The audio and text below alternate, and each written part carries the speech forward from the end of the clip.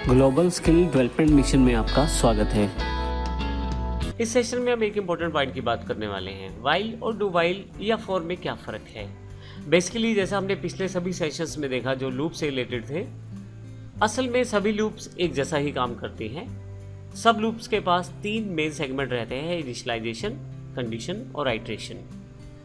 हालांकि यदि आप फॉर लूप और वाइल लूप की बात करें तो यदि कंडीशन आपके पास गलत हो जाए तो ये लूप एग्जीक्यूट ही नहीं होती, क्योंकि इनमें कंडीशंस ऊपर की तरफ पहले ही चेक कर लिया जाता है।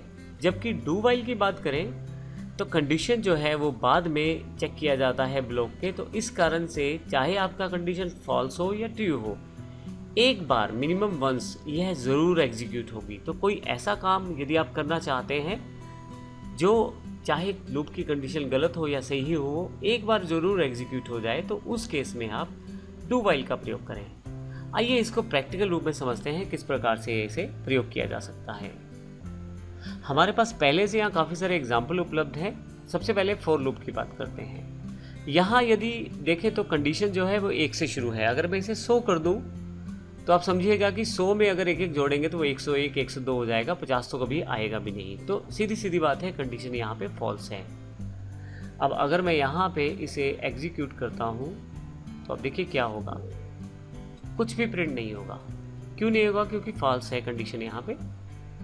मैं इसे कंट्रोल Z कर देता हूँ और 1 कर देता हूँ और यहाँ पे सेमीकोलन फिर से लगा देता हूँ और एग्जीक्यूट करता हूँ, तो आप देखेंगे ये एग्जीक्यूट हो जाएगा क्योंकि कंडीशन जो है वो सही हो गई है।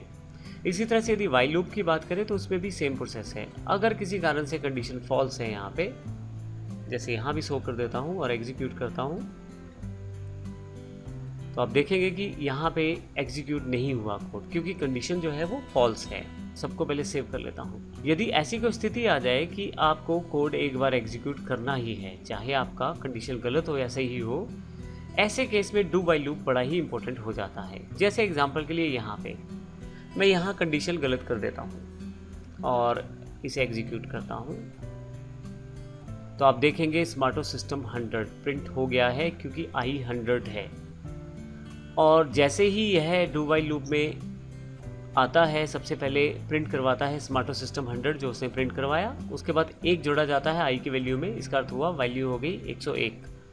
जैसे ही बाहर जाता है तो वहाँ इसे पता लगता है अरे कंडीशन तो गलत है, तो यहाँ पे बिल्कुल अगला किसी भी तरह से एग्जीक्यूशन नहीं होता डू वाइल लूप का, कंडीशन गलत होने की वजह से। परंतु इम्पोर्टेंट बात इसमें यह है कि एक बार इसने इस कोड को एग्जीक्यूट कर दिया है, डजेंट मैटर कि आपका कोड का कंडीशन ठीक था या गलत था।